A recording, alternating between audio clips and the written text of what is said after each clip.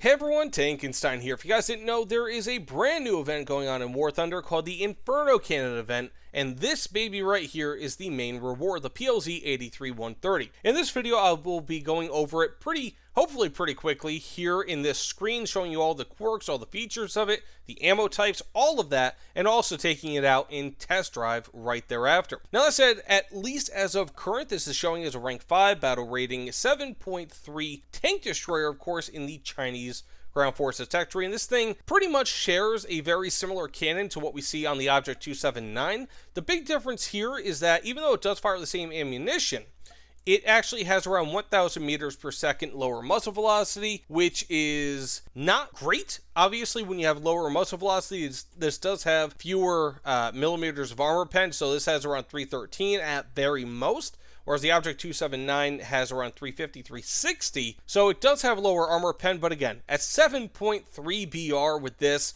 313 millimeters of armor pen, especially with an APCBC with plenty of explosive filler equivalent, near 200 grams of it will be more than enough to one-shot most enemies. Also, we have, of course, an HE shell, which has a decent amount of explosive filler, 3.41 kilograms. It does move at 30 meters per second faster out of the barrel, which is actually quite nice. And of course, we also have an HEVT, variable time fuse shell, and of course, smoke shells. So these will all be pretty useful in my opinion. I feel like each of these will get some use. Now you do not have any sort of laser rangefinder or even a regular rangefinder with this, so you'll have to manually aim these, which kind of sucks, but at least it still has a very, very good cannon and not really bad, at least in my opinion, not bad muzzle velocity. Now that said, otherwise this vehicle is kind of a stinker. It's only got 6 degrees of turret traverse speed, which is not good. It should get up to around 8 degrees per second once you have the modification plus possibly some cruise skill, but it's still not all that good. It also has a very good vertical guidance, not very good cannon depression, but that's to be expected with a vehicle of this type, especially with a rear mounted turret. We also have a 15.5 second reload rate, which is not very good, but again, for a cannon of this size, it really isn't all that bad, and it should be able to be improved with the crew, being that this, as far as I could tell, is not an autoloader or a semi-auto-loaded vehicle. Now, one of the big problems here is going to be the fact that this thing has just a huge amount of ammunition and charges here in the back of the vehicle, which will light up like the Chinese New Year, the Lunar New Year, if you have a successfully penning shell, which really shouldn't be difficult because you only have 30, 15, or even 10 millimeters of armor to be able to go through at any portion of the turret, or even in the bottom of the hull here, 15 all around, not very much. So this thing's going to be pretty easy to kill. It's just not all that impressive in terms of armor, but it will be a glass cannon, which is pretty good. It's not got great gunner's optics, not absolutely terrible, but 3.7 to 5.5 is not impressive. It also has a decent targeting speed, not great, at least when it comes to vertical. 5.6 degrees per second isn't terrible in any way, at least at this VR, but it's also, again, not very impressive. So these are the camos you can get. If I'm not mistaken, you can also get a special camo with the actual vehicle, like if you unlock it. If I'm not mistaken, you can. But finally here, we also have the power to weight ratio. So this shows 460 horsepower for 30 tons. In truth, it should be a little bit higher once these are unlocked, so around 520 horsepower, which is pretty damn decent for a vehicle of this type and of this BR. So I've got actually a lot of hope for this thing as being a very effective glass cannon, something that will be able to move quite quickly and will be very similar to that Russian tank with the rear-mounted turret. It's kind of slipping my mind here, but it's a tank destroyer, it's a premium, you guys know what I'm talking about. This should be very similar in some ways to that, at least insofar as its overall mobility is concerned, and somewhat similar to its gameplay. Now that said, let's go ahead and take this out on a test drive, see what we could do with it, and again, in a few weeks or a few days, however long it takes, once this thing gets released, at least us content creators first, hopefully, I'll be able to take this out and show you guys some actual gameplay versus enemy players. But for now, let's take it out to the test drive. Okay, so I moved up here to the reload spot just because. Now, this does have a fully traversable turret, which is nice, so it can go 360 degrees. Now, let's go ahead and fire on this M48 right here at the front of the hull.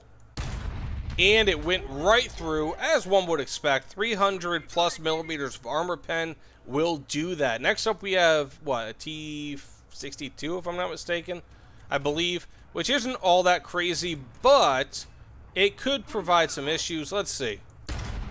And it does not. Another easy shot, easy kill. And then, of course, we have an M60, or no, it's a Brennus, my apologies, not an M60. I was going to say a TTS. Let's go ahead and see what we could do versus this. And another easy kill, this time against the top of the turret, which is actually a pretty easy shot to make versus the Brennus. So, that said, I mean, as one could expect, this thing is going to be fairly powerful when it comes to fighting most enemy tanks. I might want to aim down a little, I'm not sure. Oh, it did not go through. That did not go through. Okay, what was that? T-72, it looks like. So that's not a very good sign, but it's also somewhat expected. That thing has composite armor. And again, same area did not go through. So let's go aim up a little bit, aim to the side. Maybe we can get to that turret. But otherwise, I mean, this is going to be a pretty powerful vehicle. If it had proximity fuse shells, I feel like it'd be better. At least insofar as aircraft are concerned, but you... Wow. Okay. But you still have the, you know, if nothing else, you still have a very powerful HMG on top. It's a 12.7mm HMG, which is nice. Not absolutely... Wow, this is actually giving some issues. Huh. I mean, well, you're not going to be fighting a T-72 in battles, at least initially, unless this thing sees that much of a BR increase. But that's still not a great thing. I've had most of my shots against that thing just completely flub. I did some internal damage versus the cannon breach, but that's it. So that's not a very good sign. But regardless, we're going to have to wait and see. It's a little bit difficult to judge this in the sterile environment that we have here. You know, it's just a very difficult kind of thing to be able to say, oh, well, this is going to be very good in battle. There have been several vehicles, like the QN506, I believe it was, that looked amazing in test drive, but in real life, in actual battles, in War Thunder, not so much. So we're going to have to see exactly what this thing is capable of in real battles. Right now, it's performing about as well as I expected.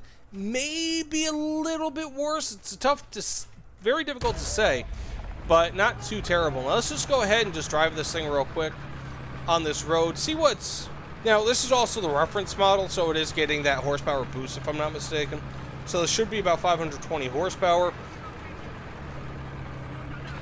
And it gets up to speed, actually, pretty quickly. Now, you do have, like, a 56 kilometer per hour top speed, if I'm not mistaken.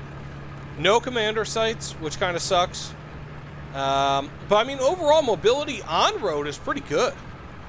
Wow. I'm actually not bad. I mean, it takes a little bit of time to get up to it, as one could expect for a sub-20 to 1 horsepower per ton power-to-weight ratio vehicle, but it's pretty good, and it keeps that mobility pretty decently along relatively even ground.